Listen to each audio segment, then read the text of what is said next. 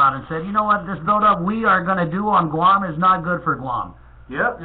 And, you know, Chris, the gist of the US EPA response basically indicates that, you know, the Department of Defense came out and said, hey, Gov Guam, you're going to have to make all these upgrades to the water system and the sewer system. And, by the way, we're going to, you know, we're going to bring in 80,000 people. Yeah, which is where, I mean, if you're bringing all the extra doggins, Uncle Sam, then you should be the one to put in all the new toilets and the sewer lines. You know what I mean? That's exactly right, man. And it's just, it's kind of, would you call it a reaffirmation that, you know, the feelings or sentiments of the people that actually live on Guam are finally being heard. And what's next, or what would be interesting to see come out, is how DOD responds to this. Yeah, and DOD, let me make a prediction here. They're going to respond by issuing a report that states that military buildup will actually improve the environment on Guam. Hey! Which is kind of what they've been saying, you know. I mean, they've been downplaying all the environmental effects of the buildup and stuff, and, you know, I mean, I kind of did a double take when the story came out, and I was like, wow, the federales themselves are saying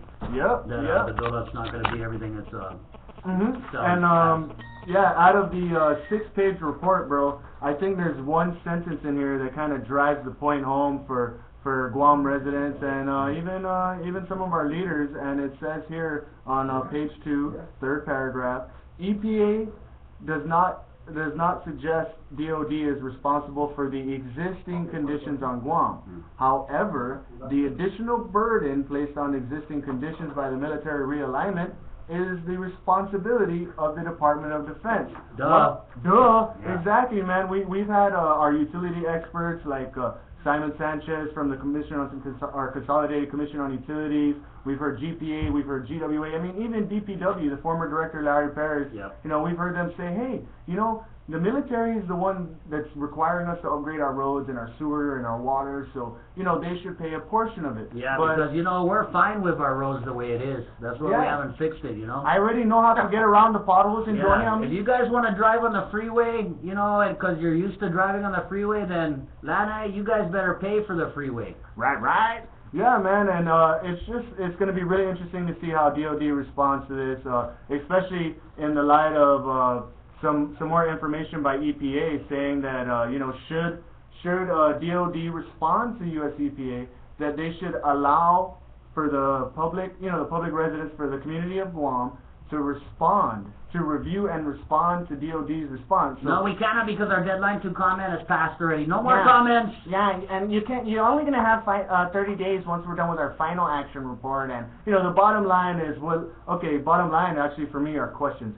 Will this recent information from US EPA stop the military buildup? No. Absolutely not. No. You know, with this recent information coming out, does that mean that, you know, our leaders here on Guam will finally get some reserved seating at this negotiation table? No. No? Okay. I say maybe. This is be a little optimistic. Yeah, maybe. But I think what this is going to do is this is going to give all the activists another few pieces of paper they can wave in the air when they're getting mad at those town hall meetings.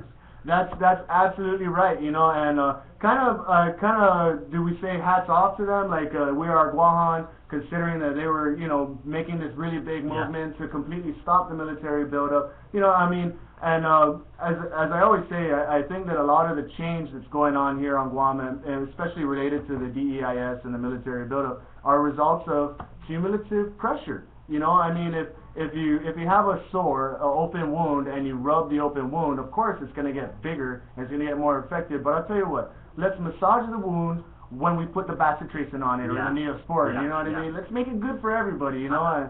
And I agree with you. I know that you know, we are Guam plays their part, but I think that with the availability of information nowadays with the internet and everything else, you kind of saw a lot of people.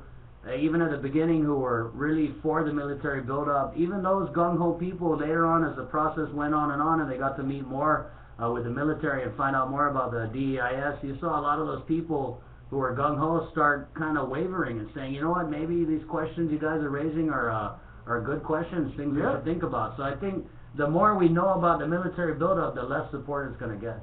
Yeah, because then that means that the Guam residents' voice will become uniformed, will be organized, and they'll have a unified voice to take to Washington and say, hey, if you guys are going to impose this on us, these are our demands. Yeah. You know, there's got to be a middle ground, Jay. You know, I mean, there's there's the Yankee go home side of it, which I think a lot Won't of us, work. because, yeah, it's not going to work because we have so many Chamorros in the military who are defending our freedom over in Iraq and Afghanistan. And then there's the, you know, let's just kiss Uncle Sam's butt.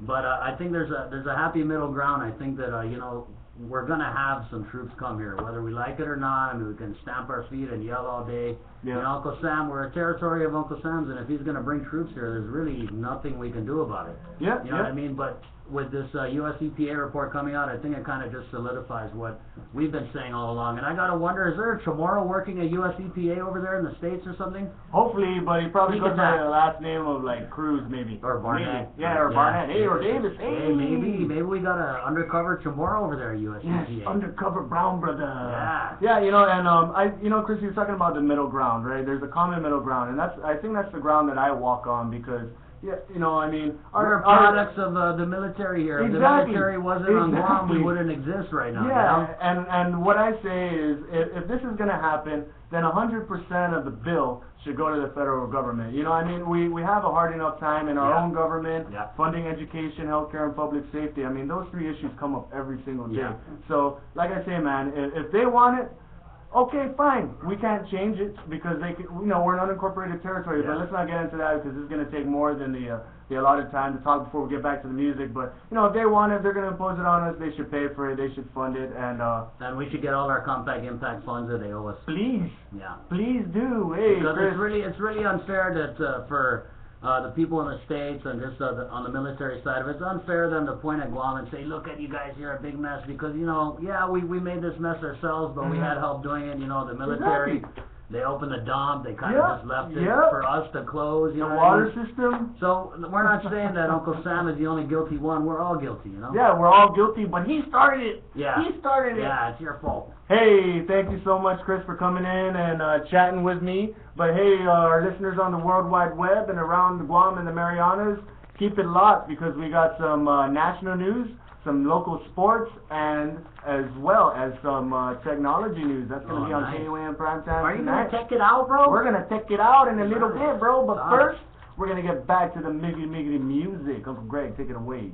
I got some more coming up with Open Your Eyes. Keep it locked right in Island Bride Station.